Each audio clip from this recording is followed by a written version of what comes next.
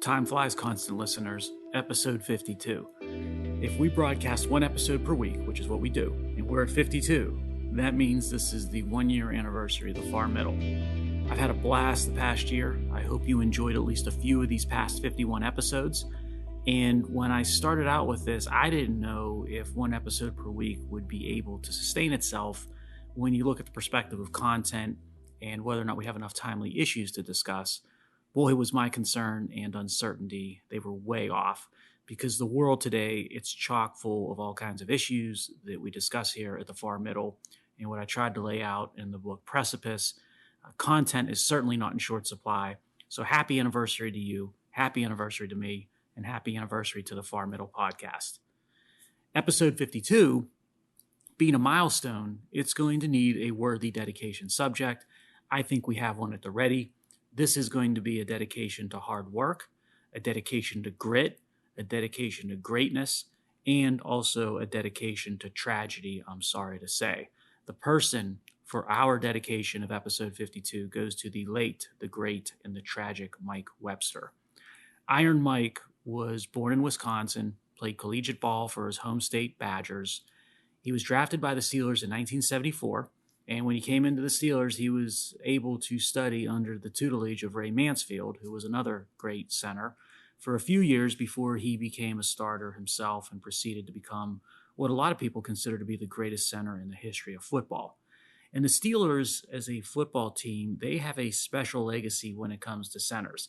Their lineage over the 50 years since '64 went almost without interruption from Ray Mansfield to Mike Webster, to Dermontti Dawson, then Jeff Hardings, and then Marquise Pouncey. Probably 4 Hall of Famers in those 5 centers before it's all said and done. And Mike Webster was the most special of that special lineage, and maybe the most special of the Steelers dynasty teams in the 1970s. He came to epitomize the Steelers, and he became its leader on the offensive side of the ball, just like Mean Joe Green did the same on the defensive side. Mike Webster, he just was no frills. He was out there with no shirt sleeves in the dead of winter. He had those battered hands and a battered face. Mike Webster in January, he just looked like Pittsburgh. And in the late 70s, if you spent your career in a steel mill or a coal mine, like a lot of people here did back then, you took a look at Mike Webster and you assumed you made him one of your own. And it would turn out that he shared more with the blue-collar workers who built this nation than anyone knew at the time, which I'll get to in a minute. Iron Mike ended up wrapping up his professional career at Kansas City with the Chiefs. He was inducted into the Hall of Fame as soon as he became eligible, but what should have been the best time of his life after retirement quickly spiraled into a tragic mess. You see, Webster was battered so much over the years that he was disabled even before he hung up his jersey. His disability was cognitive and mental from all the head blows and head slaps and collisions in the trenches that he took over the years playing football. His battles with his ailments drove to substance abuse and to volatile behavior. His wife became estranged. He ended up broke and homeless, and he would disappear for days or weeks on end. Terry Bradshaw ended up helping him financially where he could. And ultimately, in 2002, Webster died of a heart attack. He was 50 years old. Half of what it should have been his normal life was stolen from him.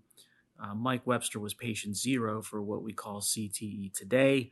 And if you've seen the movie Concussion, which is a great movie, you know the story of Mike Webster and Dr. Amalu, who studied his case after his death.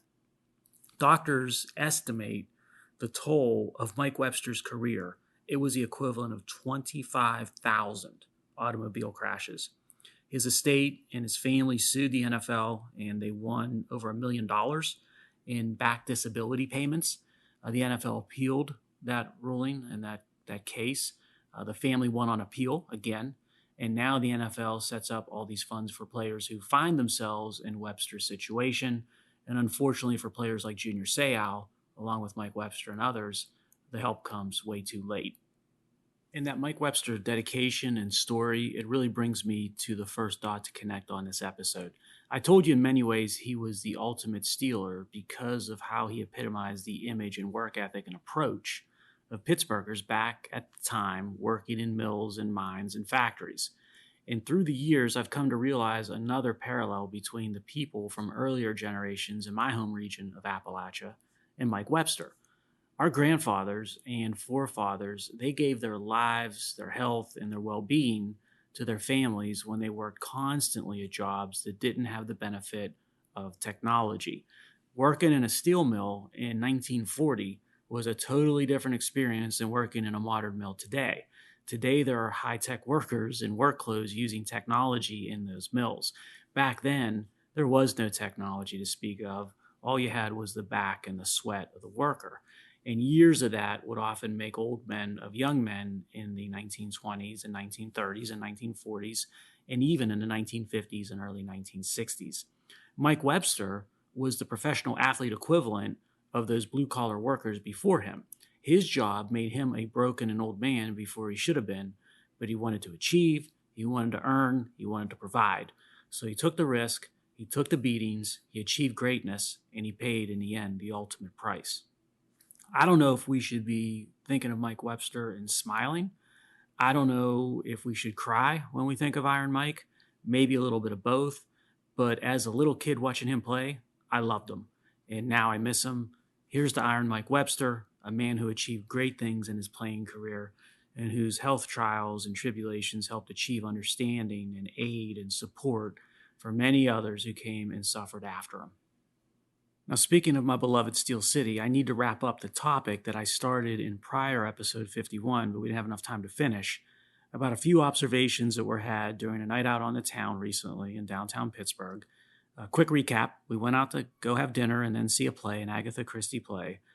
Last episode, I talked about the pain and suffering that endures when a driver enters a major downtown area these days, much of it due to big government policies on public transportation and bike lanes and construction works projects, all of them making congestion worse to the point of unbearable, and how pandemic policies ended up killing off half the urban restaurants and left the other half overwhelmed and short-staffed and short-menued.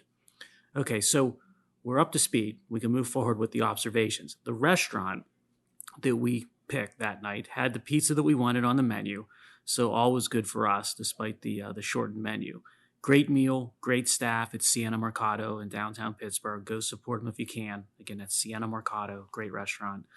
We walk to the theater after dinner. We get there, and we're told there are a few requirements that the theater has to allow us entry that we have to meet. And it's not just having or buying a ticket. You see, to go to the play at this venue, you have to also first be vaccinated. Second, you have to have your vaccination ID card showing that you're vaccinated and boosted. Third, you have to have your driver's license so you can prove, I guess, that you're not using a false vaccination card or someone else's vaccination card. And then last, you have to wear a mask at all times once you step inside the theater.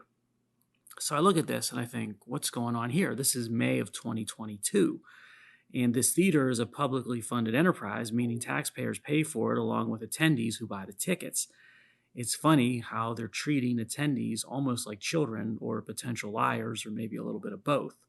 And then I'm sure, right, the justification will be along the lines of something like protecting the public health as to why we have all of these measures that seem to be a bit obsolete and extreme. But then you think about it, the theater is selling every seat they can where the seats are close together. I think that becomes hugely, shall we be nice and say, inconsistent.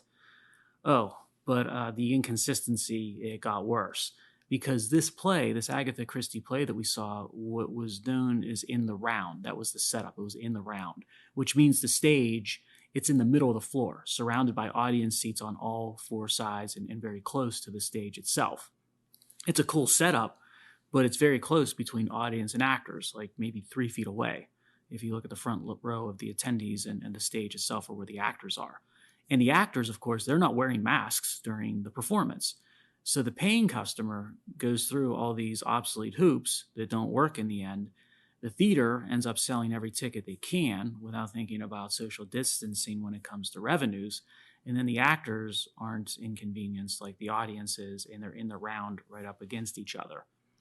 So during the intermission of this play, we were allowed to get up and walk around. And something at this venue that I think you should be, I suppose, thankful for. But when we're walking around during intermission, the refreshments bar, the concession stands, they're closed. So no water, no drinks. Why? I don't know for sure, but maybe the real reason was due to being short-staffed on workers, and maybe, I don't know, the official reason was something like helping to stop the spread, whatever the case might be. Nevertheless, the play was good. The actors were great. As I said earlier, there's no such thing as bad Agatha Christie.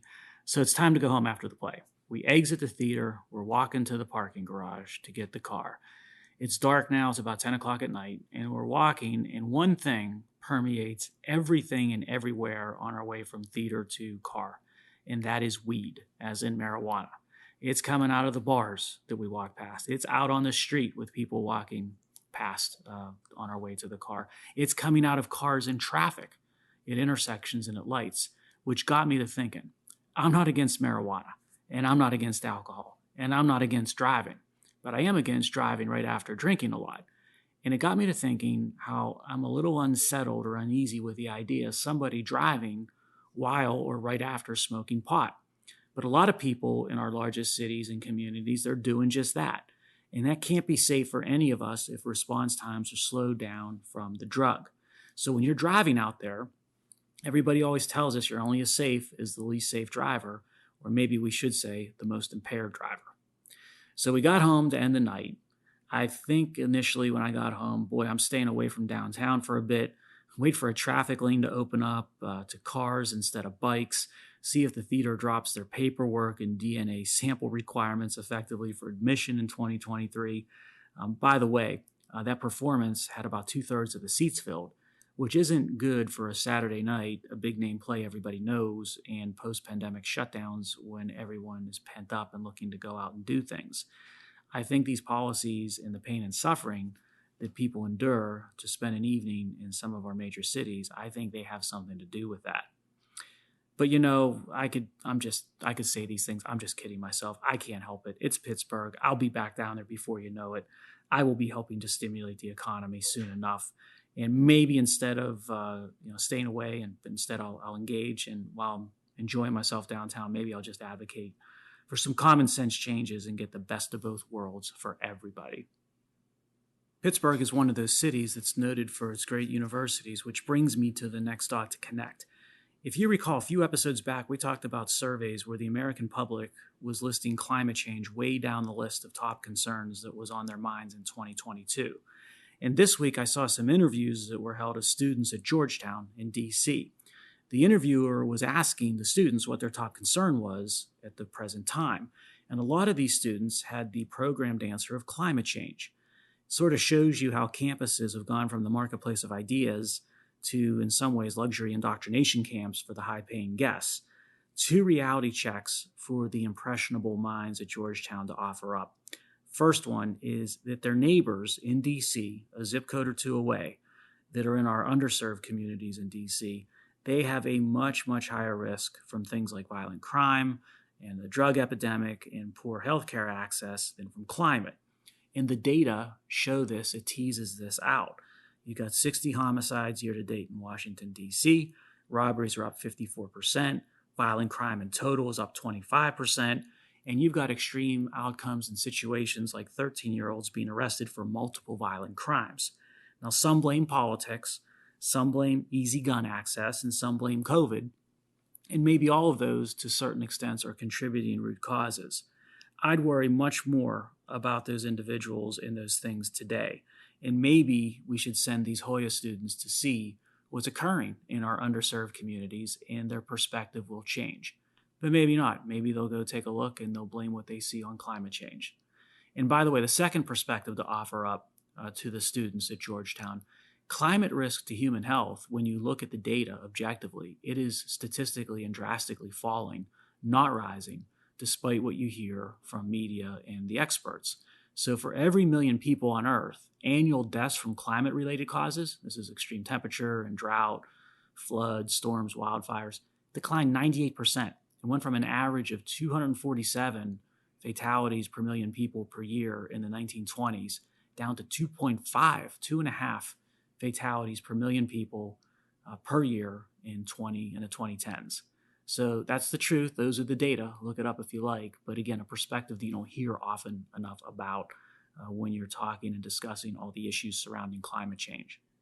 Now, in big cities, You've got enclaves of affluent neighborhoods or pricey elite campuses that are completely clueless when it comes to what is occurring within a few blocks, a zip code over, or a subway stop further along the way in their own cities. And I've always been floored by how sharp and immediate transitions are in our big cities.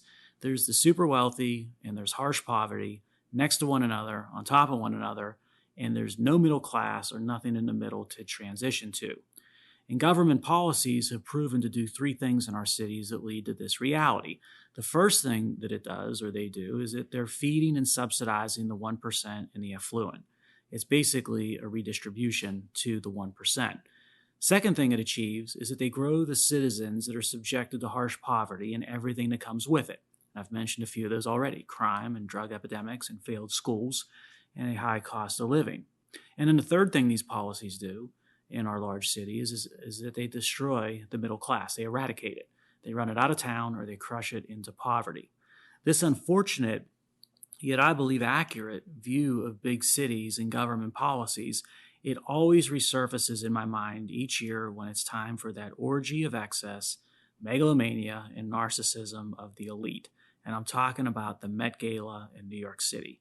Now, I'm not sure if you've ever paid attention to it, but if you are normal and balanced in your life, the event's going to make your stomach churn. Now, every year has a theme at the gala. The theme this year was In America, an anthology of fashion. And the dress code was, quote, Gilded Glamour, end quote. Okay, if I'm going to an event and they give me that dress code, I'm immediately sending my regrets because I don't even want to put a fraction of the time or money into what it would take to figure that out. I don't know what Gilded Glamour means. Now, First Lady Jill Biden, she kicked off the week's events. In her opening remarks, the First Lady said that style helps us express things that can't be put into words. Now, that I found to be a little bit ironic coming from the spouse of a president who seems to struggle these days to put anything sensical into words. And you had the normal murderer's row of annoying celebrities at the event. You had everybody from political hacks to the social media mooks. You had 600 of the most pretentious people you'd ever meet packing it in at the Upper East Side venue. You had every Kardashian in attendance, of course, including one who wore the Marilyn Monroe dress that she used or she was wearing when she sang Happy Birthday to JFK, whose worth is put in the millions of dollars. Mayor Adams of New York City, he was there in a tuxedo. His tux paid homage to New York's public transit system and made a gun control statement on the back. Hillary Clinton was there, maskless, as her dress attendant wore a mask. Not a great optic there. You had lots of Ukraine solidarity messages at the event, but no one there gave any indication of a willingness to do anything tangible when it came to regarding the plight of the Ukraine. In the event, it's a hugely corporate one. Vogue was charging $1 million for 2 6-second spots on its Met Gala live stream over the course of 2 hours. Tables were running at $200,000 per. Some of the proceeds went to a fashion-centric nonprofit, but a lot of it went to for-profit entities like Vogue. And hey, I'm not opposed to any of this as it relates to the fashion industry or the money flows or the promotion of it. I believe in capitalism and the free market and individual rights and freedom of expression. No, it's not that or those things that are the problem, at least from my perspective. The problem I have is with the irony and the hypocrisy. So take the Gilded Glamour theme.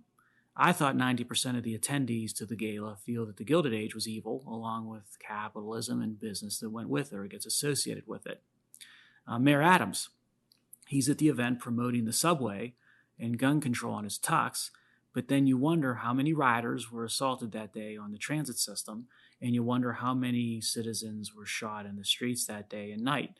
Someone should map out the location of those incidents versus the Met location when the gala was held to see how far away it was from the elite ball. I'm guessing some of the locations would show shocking proximity, and we all accept it and life goes on.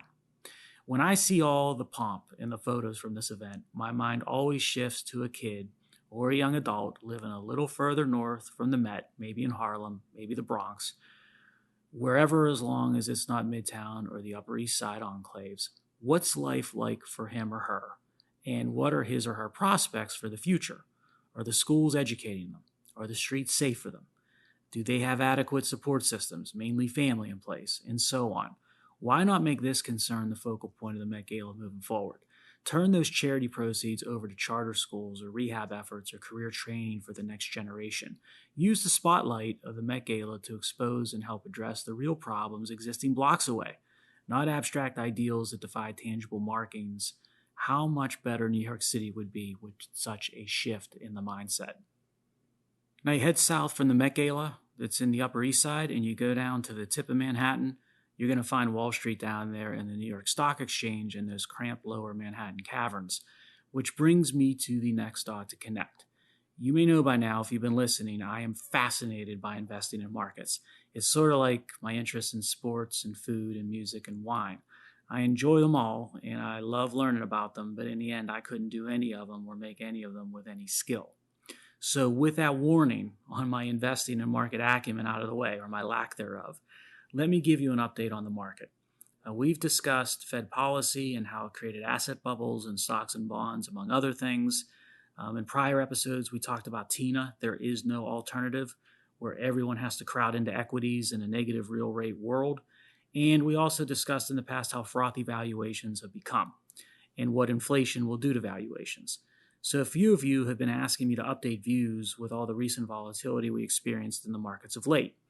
Well, my conclusion as to view is basically the same, and that is that equities look highly, highly valued, perhaps to the point of being overvalued. And there are a bevy of favored valuation metrics that support that view that I just gave you.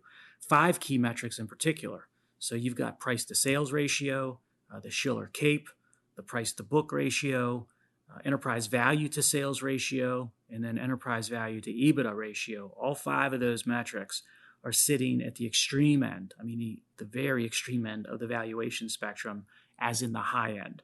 2 more key metrics, so the trailing 12 months PE ratio and the next 12 months PE ratio, they're not as high or as extremely in the far end of the spectrum, but they are definitely on the richly valued end of the spectrum versus history. So those additional 2, they're not looking real good either. Not as bad as the first 5, but not good by any stretch. The only metric I can find that is close to the middle of the historical data set on equity valuations is the price to free cash flow ratio. That's the only one that's sort of not extreme. It's not indicating undervalued, it's just indicating fairly valued. So the Federal Reserve rapidly raising interest rates and going to quantitative tightening. You've got China teetering. You've got negative GDP for the U.S. economy. You got war in Ukraine. You got inflationary beasts raging. You got $30+ trillion in government debt, rudderless leadership in D.C., and historically high market valuations. Yeah, I remain skittish and nervous on stocks and bonds. But not only am I not an expert, I didn't even stay at a Holiday Inn last night. So what do I know? Then again, what do the experts know? All right. Enough of all this big city New York talk. We've reached the 2-minute warning for landmark episode 52. Let's bring it back home with a discussion of a prominent Pittsburgher who played actually a pivotal role in Mike Webster, Dr. Amalu, and the CT situation. I'm talking about Dr. Cyril Wecht. Dr. Wecht was Dr. Amalu's boss, and you see his role when watching the movie Concussion. He basically provided the cover and the resources to let Dr. Amalu do his thing early on in the Webster and CTE affair. So without Wecht's support, it's fair to speculate that Dr. Amalu's work might not have been happened or might not have seen the light of day. And if you know Dr. Wecht, and a lot of people from these parts know him, you know he would have been the perfect cover to shield Dr. Amalu from the heat. Dr. Wecht is a force of nature. Even at 91 years old today, I'm sure he still is a force of nature.